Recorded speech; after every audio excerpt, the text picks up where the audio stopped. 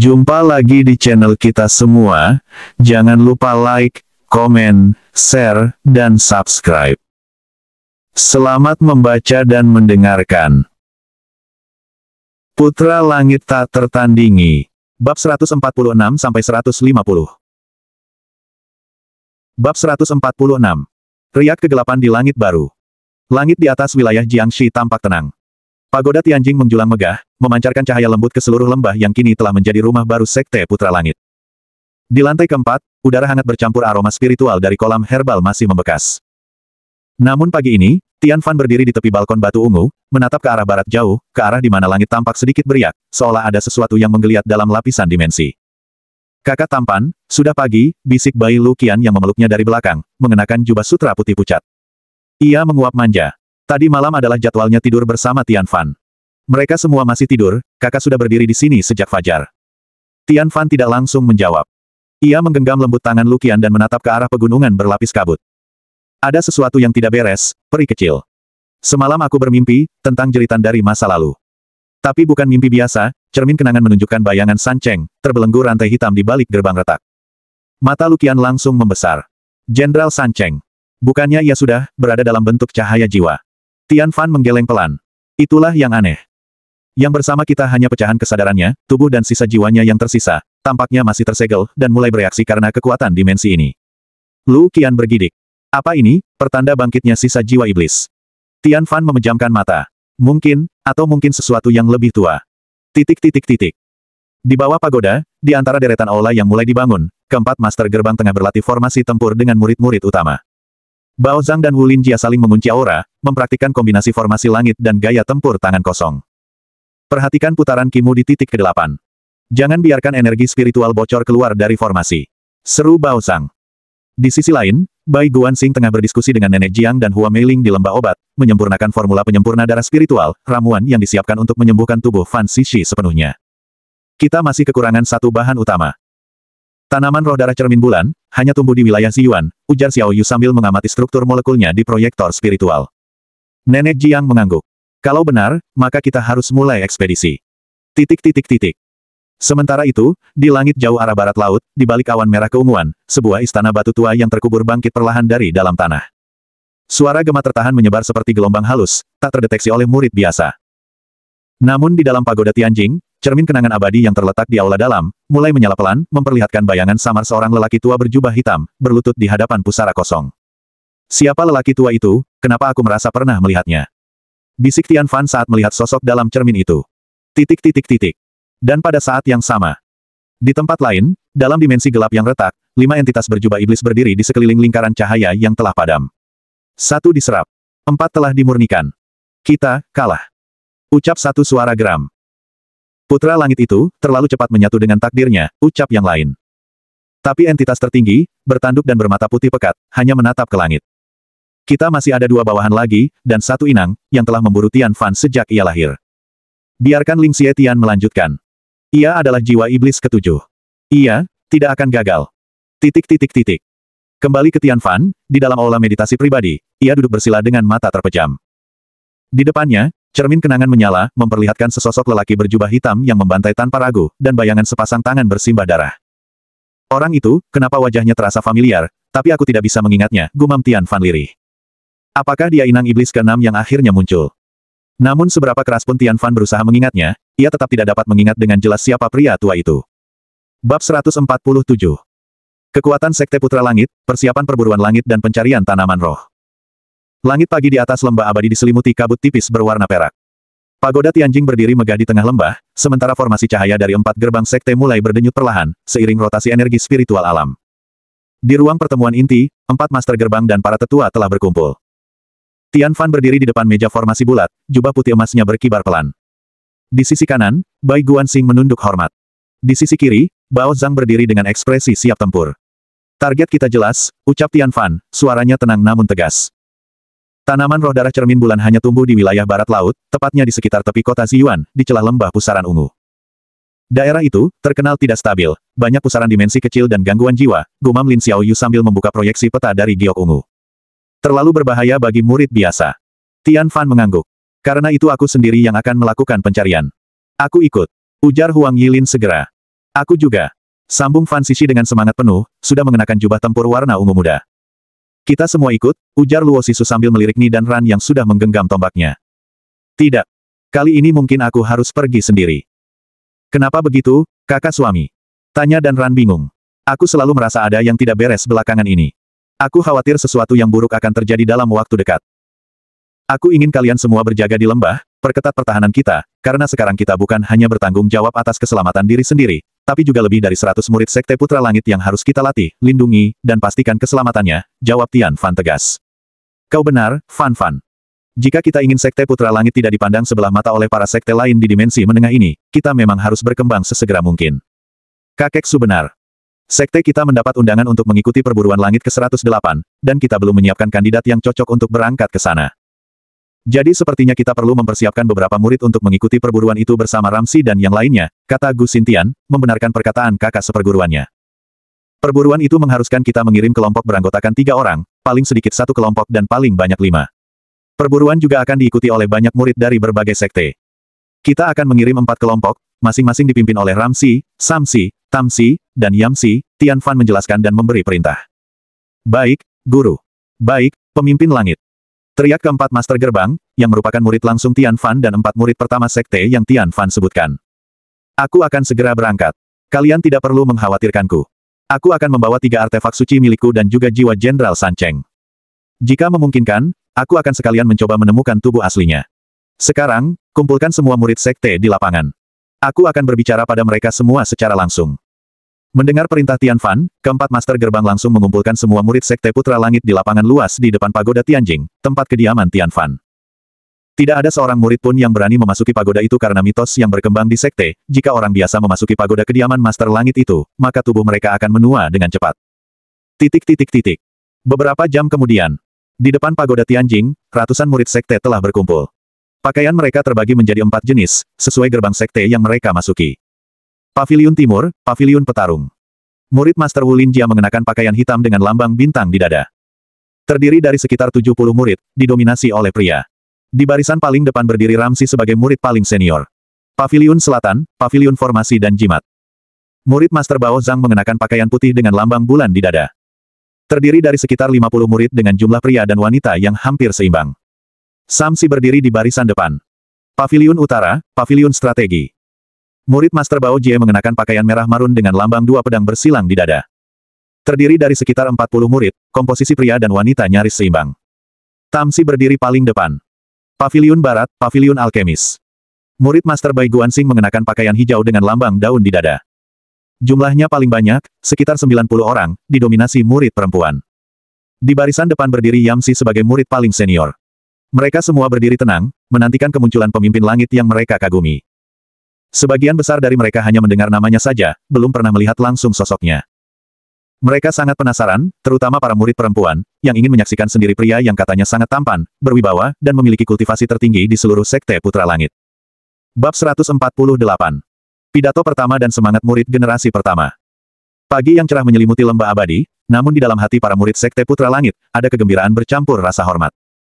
Hari ini adalah pertama kalinya sang pemimpin langit, Tian Fan, akan berbicara langsung kepada seluruh murid. Sejak pendirian sekte, ini adalah momen yang telah lama mereka nantikan. Di lapangan utama yang luas di depan pagoda Tianjing, ratusan murid dari 4 paviliun telah berbaris rapi. Mereka mengenakan pakaian sesuai warna dan simbol paviliun masing-masing. Di tengah keheningan penuh hikmat, suara langkah kaki Tian Fan bergema lembut. Tian Fan berjalan perlahan ke arah mimbar utama. Ia tidak mengenakan jubah agung seperti biasanya. Kali ini, Tian Fan hanya memakai pakaian kultivator putih sederhana tanpa ornamen mencolok. Namun aura ketenangan dan karisma mendalam yang terpancar darinya, membuat semua murid menahan napas. Di sebelah kanan mimbar, duduk 4 tetua agung sekte, Su Tiandao, Yu Lai San, Gu Xintian, dan Jiang Lianni, para penasihat utama Tian Fan. Di sebelah kiri, berdiri 4 master gerbang, Wu Linjia, Bao Zhang, Bao Jie, dan Bai Guansing, dengan kepala tertunduk penuh hormat. Dan di belakang Tian Fan, 10 wanita berdiri dengan anggun, mengenakan jubah putih berbordir emas, 10 pilar penyangga langit, istri-istri Tian Fan yang menjadi simbol kekuatan dan pondasi spiritual sekte ini. Tian Fan mengangkat tangan kanan sedikit. Semuanya, ucapnya pelan. Tapi meskipun pelan, suaranya menjangkau seluruh penjuru lapangan.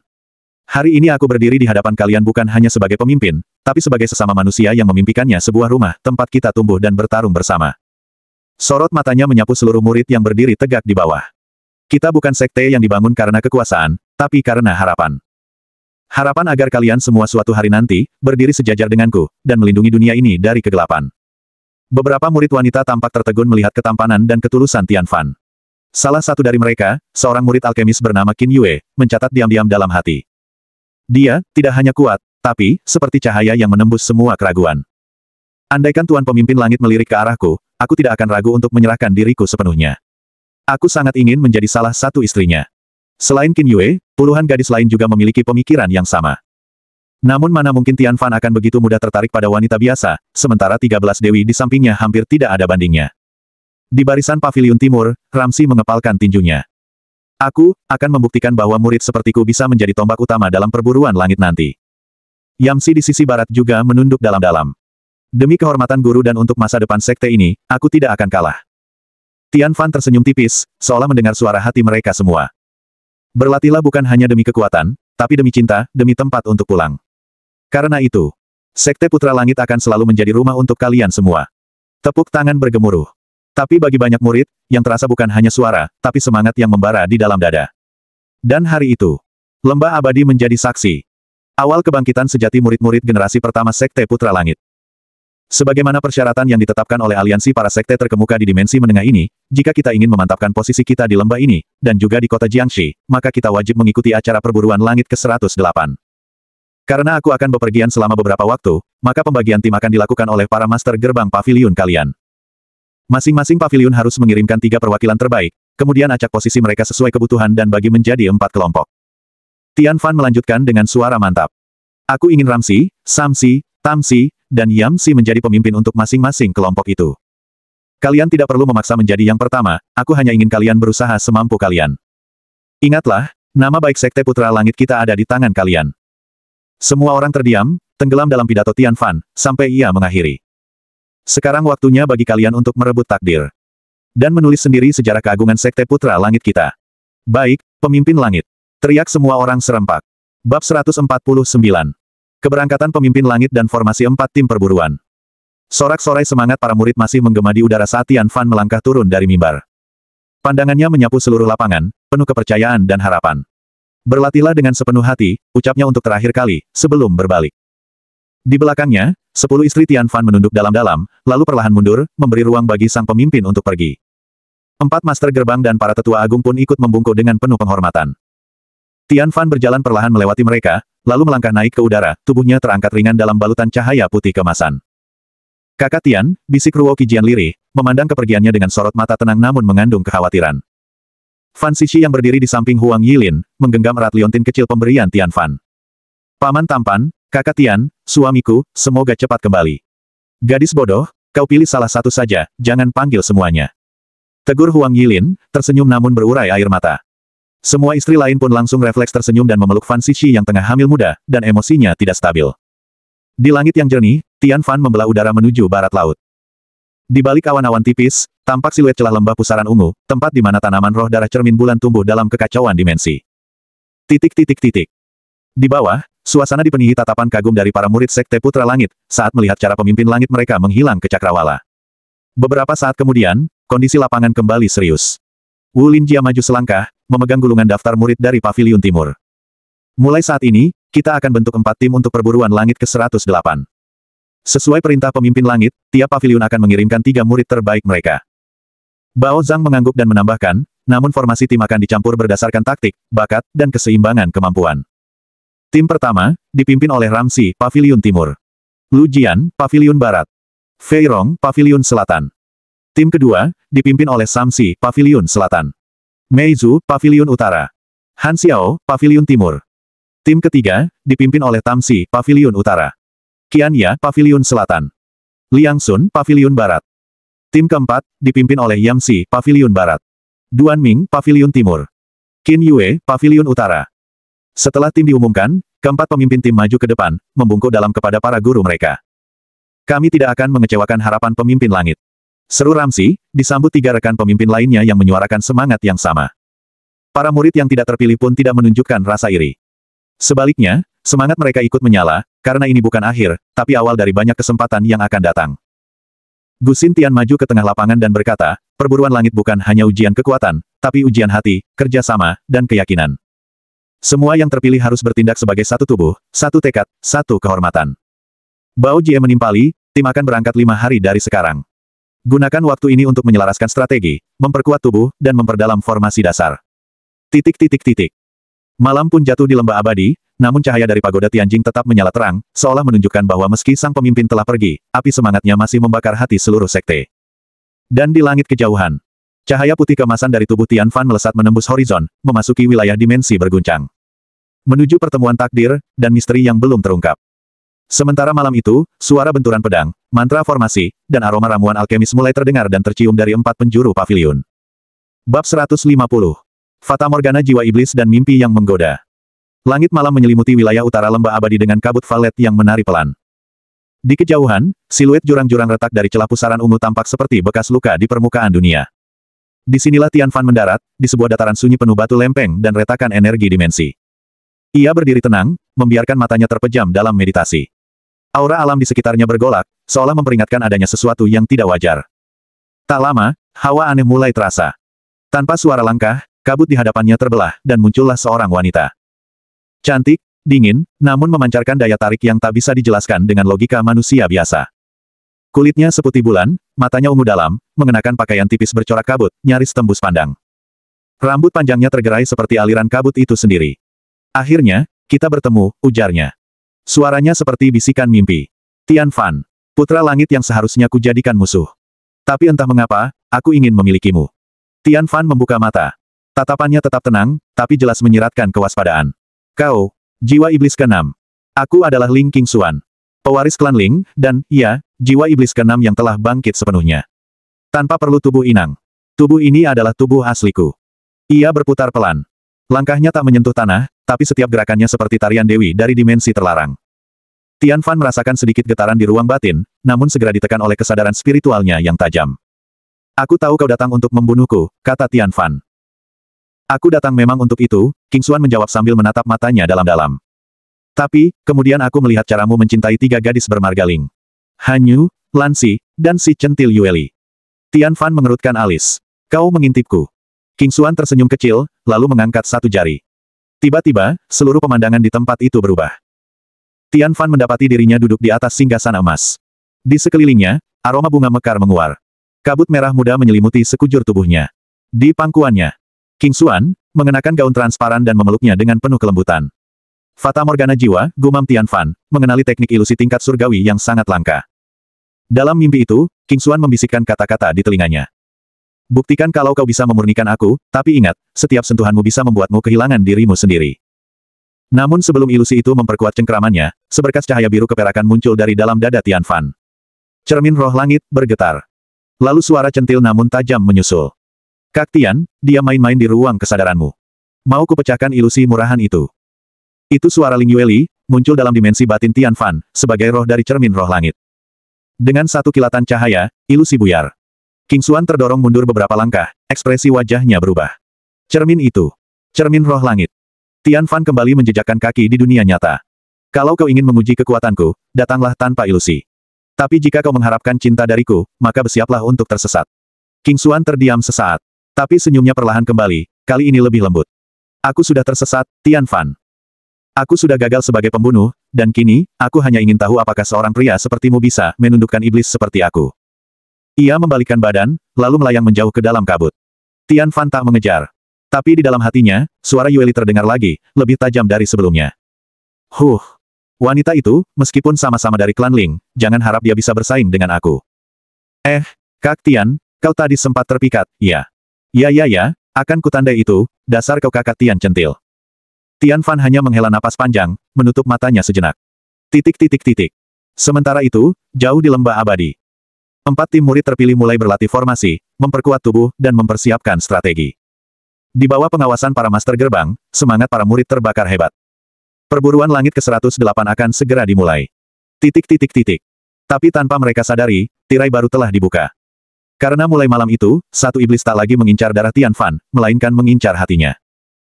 Berbeda dengan sang iblis, sesosok wanita yang juga tak kalah cantik, memperhatikan Tian Fan dari kejauhan, dia seperti sedang meniupkan segenggam serbuk, di pintu keluar celah yang sebentar lagi akan dilewati Tian Fan. Bersambung.